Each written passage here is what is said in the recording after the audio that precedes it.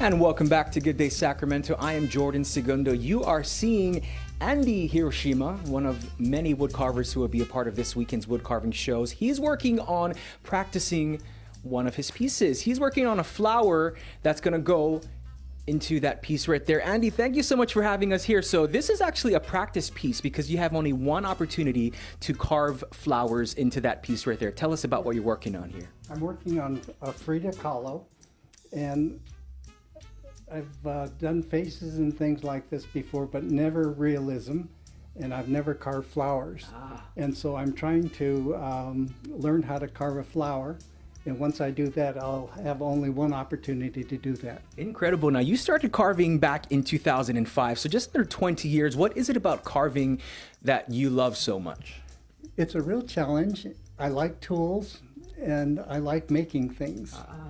And so it really keeps my mind going, it keeps my hands moving, and it's really very interesting learning about different structures of either bodies or animals and things like that. Yeah, and there's so many different things you can carve. Your mind can just really go anywhere, your imagination. We're looking at some of your pieces in there as well. It takes a while to get these pieces finally complete, like many hours, right?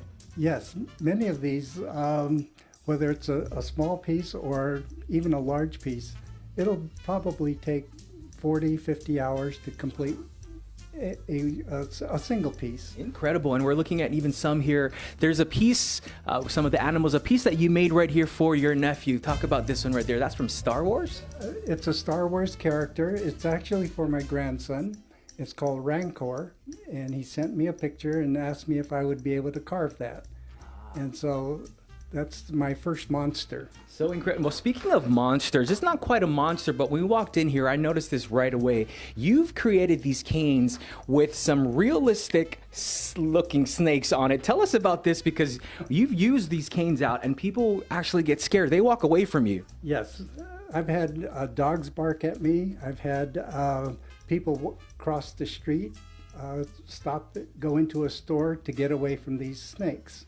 Oh my goodness. And this is all created with one piece of wood. It's all one piece of wood, and this particular one I have in my hand is made from fruitless mulberry, and I'm not exactly sure what kind of wood that is in your hand. It was just found on along the river, Sacramento River. Oh my goodness. And you created this? And it's all from one piece of wood. Wow. Awesome. Andy, thank you so much for having us here. Again, he's going to be just one of many wood carvers at this weekend's show. It's happening Saturday and Sunday at the Scottish Rite Center.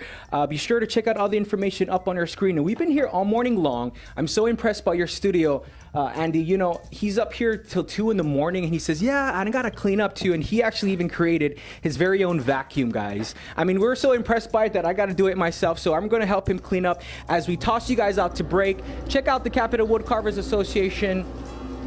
They have some raffles and all that. There we go. Nice and clean. There we go. That's all the carving we did. We'll send it back to you guys. Thanks, Andy. Great. It's all propped up against the wall. I missed the spot. That is smart. Ingenuity, I tell you. And I love the broom too. Reminds me of home. There it is. Back there in it Hawaii. is. Thanks, Jordan.